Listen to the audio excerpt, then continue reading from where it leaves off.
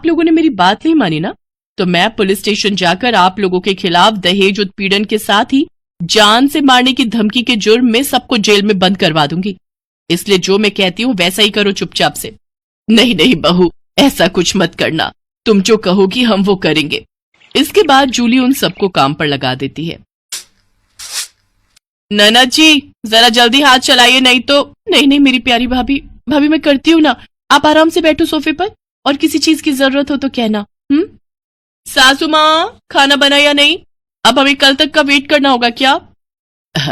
बस बहू रानी तैयार है।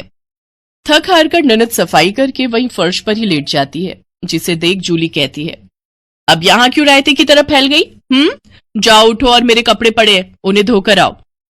तुम रहने तो ही ना देवरानी जी, कपड़े मैं धो देती हूँ। नहीं कोई जरूरत नहीं, मैंने कहा ना आज आपका छुट्टी का दिन है, आप कुछ नहीं करेंगी।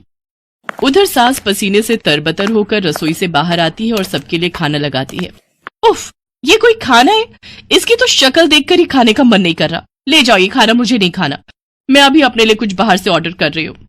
लेकिन बहू मैंने इतनी मेहनत से बनाया है, पूरे 2 घंटे लगे हैं मुझे रसोई में खड़े हुए। तो मैं क्या करूं? आप ससुर जी ये खाना ले जाकर बाहर कुत्तों को डालाना, और आपको जो मैंने सब्जी लाने का काम दिया था क्या वो आपने कर दिया? हाँ बहू, मैं बाजार से सब्जियां ले आया हूँ। Very good. अच्छा लिसन, शाम को मैंने घर पर पाजामा पार्टी ऑर्गेनाइज की है, तो अब आप तीनों जाओ और जल्दी से जाकर शाम के खाने की तैयारी करो। इसके बाद वो तीनों किचन में जाते हैं। हिना रोते हुए अपनी माँ से कहती है, माँ ये नई भाभी हमारे साथ ऐसा क्यों कर रही है? बड़ी भाभी ने तो कभी हमारे साथ ऐसा नहीं किया। हमारा किया हमारे सामने आ रहा है बेटी, हमने जो बड़ी बहू के साथ किया है उसी की सजा हमें मिल रही है। तभी जूली, हितांश और मानसी भी वहां आ जाते हैं। चलो सासू माँ, आपको अपने किए का एहसास तो हुआ और मेरी सहेली की कीमत भी पता चली। हाँ सासू माँ, मानसी मेरी सहेली है।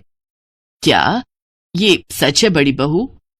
हाँ सासू माँ, ये मेरी बचपन की सहेली है और आगे की पढ़ाई के लिए विदेश चली गई थी।